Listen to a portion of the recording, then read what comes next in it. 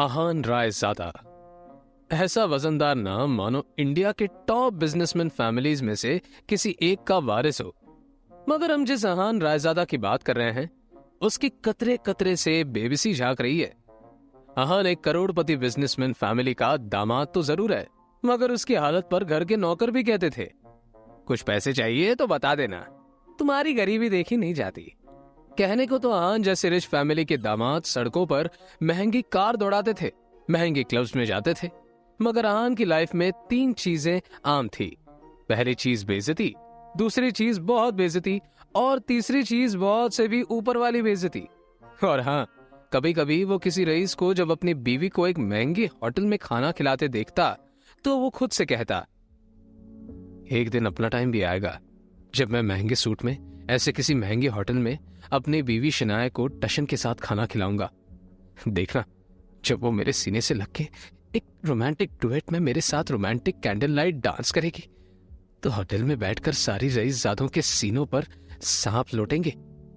आहान ने ऐसा सोचते हुए अपने हाथ में रखे तकिए को सीने से लगाकर कस कर दबा लिया। नींद की खुमारी में जैसे ही उसने पिलो को अपनी बाहों में दबाया, तुरंत ही उसका मोबाइल बज उठा।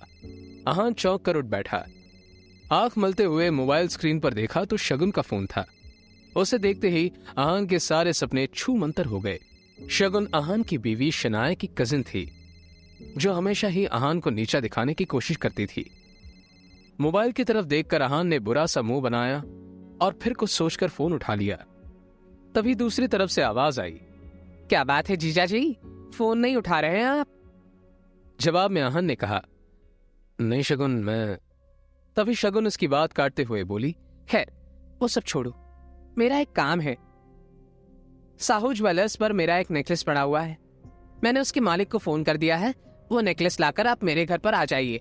और हाँ, तभी आहान बीच में बोल पड़ा, शगुन मुझे बैंक जाना है और मैं। तभी शगुन ने कहा, मेरे प्यारे जीजा जी, ये बैंक जाने का तेवर आप किसको दिखा रहे हैं? पलना तो आपको हमारे टुकड़ों पर ही है, इसलिए ये बहाना बनाना छोड़िए और 1 घंटे के अंदर मेरा नेकलेस लाकर मुझे दीजिए। और हाँ, वो ज्वेलर्स आपको 30,000 रुपए भी देगा, उसमें से 1 पैसा भी गायब नहीं होना चाहिए। तभी आहान थोड़ा चिढ़ते हुए बोला, देखो शगुन, एक तो मैंने आज तक कभी चोरी नहीं की है, और दूसरी बात यह कि अगर इतना ही मुझ पर डाउट है तो ये काम किसी नौकर को भेजकर क्यों नहीं करवा लेती? इस पर शगुन की तंज भरी आवाज आई, प्यारे जी चाची, आप ये बात कब समझेंगे कि इस घर में आपको बहस करने की इजाजत नहीं है, इसलिए जितना आपसे कहा जा रहा है उतना कीजिए। और मैं फिर से आपसे कह रही हूँ कि उस पैसे में से 1 भी रुपया कम नहीं होना चाहिए। ये चीजें आप 1 घंटे के अंदर लेकर मेरे घर पहुंच जाइए, बाय। इतना कहकर शगुन ने फोन कट कर दिया। आहान अपने मोबाइल को इस तरह घूर कर देखने लगा जैसे वो दुनिया की सबसे मनहूस चीज हो। जल्दी आहान फ्रेश होकर बाथरूम से बाहर आया और जल्दबाजी में अपनी अलमारी की तरफ बढ़ा, जिसमें सिर्फ 2 जोड़ी पुराने कपड़े हुए थे। उनमें से जो सबसे साफ कपड़ा था, आहान ने उसे पहनने के लिए चुना। तैयार होकर वो बाहर निकला और जैसे ही सामने देखा तो उसकी सांस यामिनी गिल अपनी कुछ सहेलियों के साथ रमी पार्टी में व्यस्त थी। तभी यामिनी जी की एक सहेली ने अपनी सैंडल की तरफ देखकर कहा, देखो नहीं यामिनी, आज तुम्हारे यहाँ आते वक्त मेरे सैंडल का स्ट्रिप टूट गया, अब मैं वापस घर कैसे जाऊंगी? इस पर यामिनी जी ने मुस्कुराते हुए कहा, है तो इसमें टेंशन लेने की क्या बात है, तू पार्टी एंजॉय कर, मैं किसी सर्वेंट से बोलकर सही करवा देती हूँ। जवाब में वो औरत बुरा सा मुंह बनाते हुए बोली, अरे नहीं नहीं, मेरी बहुत महंगी सैंडल है, मैं किसी नौकर पर भरोसा नहीं कर सकती, वैसे भी मैं टूटी सैंडल दोबारा नहीं पहनती, पर क्या करूं, घर तो जाना ही है। जवाब में यामिनी जी मुस्कुराते हुए बोली, अरे नौकर नहीं, बस नौकर से थोड़ा ऊपर है, वो तेरा काम अच्छे से करवा देगा। आहान उस तरफ से निकला ही था जब यामिनी जी की नजर उस पर पड़ गई। उन्होंने आहान को पुकारा, अरे सुनो आहान, इनकी सैंडल सही करवा के लाना जरा। तभी यामिनी जी की सहेली ने कहा, यामिनी, एक काम दामाद से। यामिनी उनकी बात बीच में काटकर बोल पड़ी, अरे तुम लोग टेंशन मत लो, ऐसे कामों में इनको बहुत मजा आता है, किसी के पास और कोई काम हो तो बता देना। यामिनी जी की ये बातें सीधा आहान के दिल पर आकर लगी, मगर अब उसे ये सब हमेशा ही सुनने की आदत सी हो गई थी। उसे याद आया था कि आज उसका बर्थडे है, मगर ये सिर्फ उसे ही याद था, बाकी किसी को भी इससे कोई मतलब नहीं था। तभी आहान ने यामिनी जी से कहना चाहा, मगर अभी मैं शगुन के काम से। उसकी इतना कहते ही यामिनी जी ने आंखें दिखाते हुए कहा, ऐस नहीं, जल्दी से काम खत्म करके आओ। और अब यामिनी जी की सहेली ने आहान को उसकी टूटी हुई सैंडल की स्ट्रिप दिखाकर कहा, बस ये वाली सही करवा के लाना। कहते हुए उसने आहान का हाथ उठाकर सैंडल आगे उसके हाथों में पकड़ा दी। आहान सर झुकाए उस सैंडल की तरफ देखने लगा।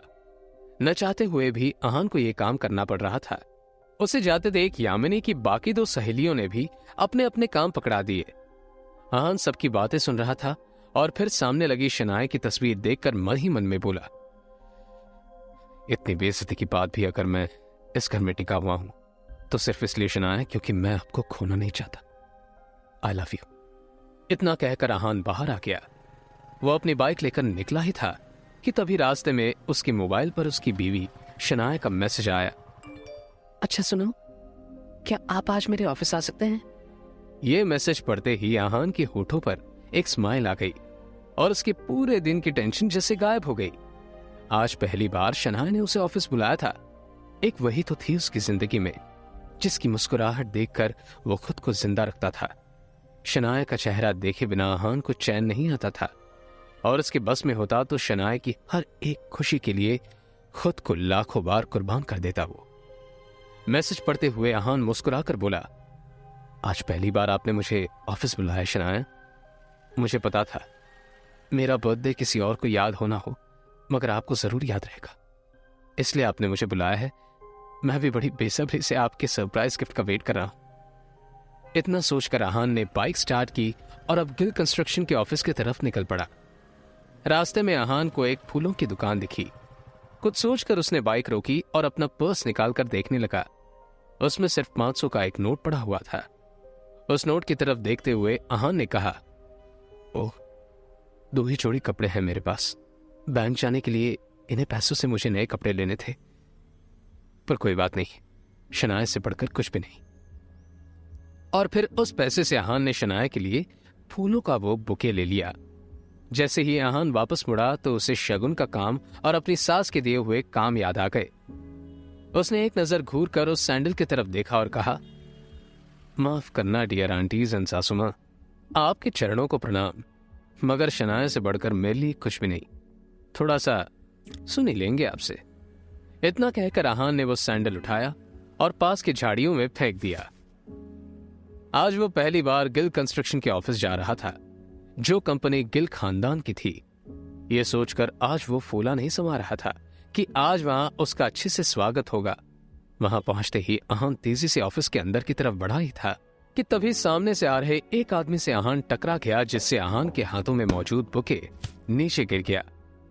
वो व्यक्ति दिखने में काफी अमीर लग रहा था, जिसके जिस्म पर नीला सूट और आंखों पर काला चश्मा चढ़ा हुआ था। उसका नाम देव मल्होत्रा था और वो शनाए का क्लाइंट था, जो अभी अभी शनाए के केबिन से बाहर निकला था। वो आहान पर चिल्लाते हुए बोला, यू इडियट, दिखाई नहीं देता क्या तुम्हें?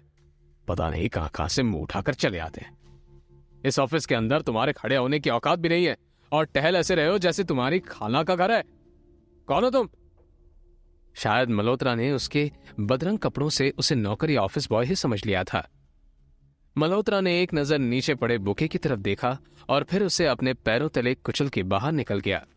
आहान ने अपना सर झुकाए उस बुके की तरफ देखा जो पैरों से कुचला जा चुका था।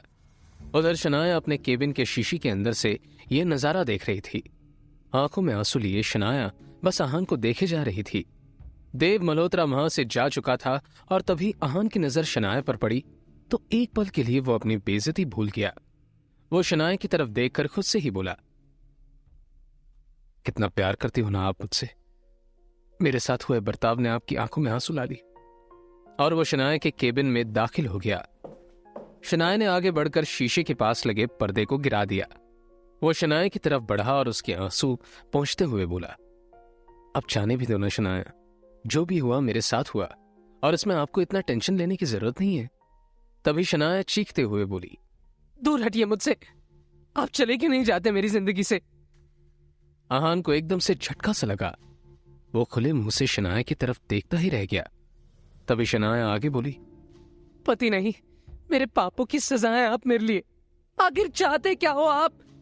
पापा ने मेरी शादी आपसे जबरदस्ती करवाई है और उस गलती की सजा मुझे अब तक मिल रही है। आप मेरे काबिल भी नहीं थे और आज भी मुझे आपको अपना पति मानते हुए शर्म आती है। आज ड्राइवर नहीं था इसलिए मैंने आपको बुलाया था, पर मुझे नहीं पता था कि मेरा पति इस काम के लायक भी नहीं है। यहाँ आकर आपने मेरे इतने पुराने क्लाइंट मिस्टर मल्होत्रा को नाराज कर दिया। आंखों में आंसू लिए शनाया ने आगे कहा, जहां भी जाती हूँ आप हमेशा बेइज्जती के सिवा मुझे कुछ नहीं दे सकते। सिर्फ एक बदनुमा धब्बा बनकर रह गए हो आप मेरी जिंदगी पर। इतना कहकर शनाया केबिन के बाहर निकल गई। आहान उसके पीछे दौड़ा।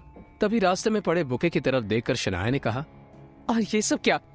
क्यों इतनी गंदगी फैला रखी है यहाँ पर? इसे डस्टबिन में डालो। शनाया ने एक नौकर से कहा और उस फूल को अपने पैरों से कुचलते हुए आगे बढ़ गई।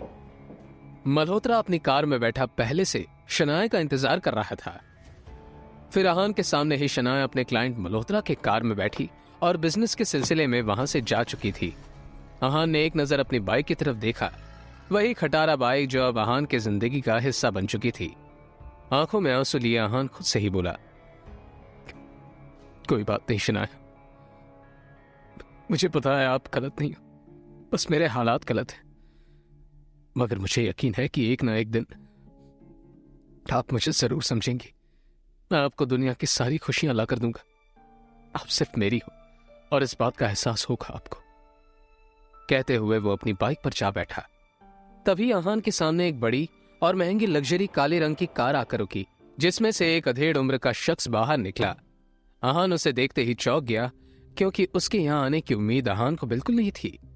वो आदमी आहान के सामने आकर बोला, यंग मास्टर, एशिया की सबसे अमीर कंपनी और रायजादा ग्रुप के अरबों रुपए का बिजनेस एम्पायर आपका इंतजार कर रहा है। वक्त आ गया है कि आप अपना बिजनेस संभालें। आखिर कौन है ये आदमी? आहान के साथ शनाया के इस बर्ताव का कारण क्या है? क्या है आहान की कहानी? जानने के लिए बने रहिए इस कहानी।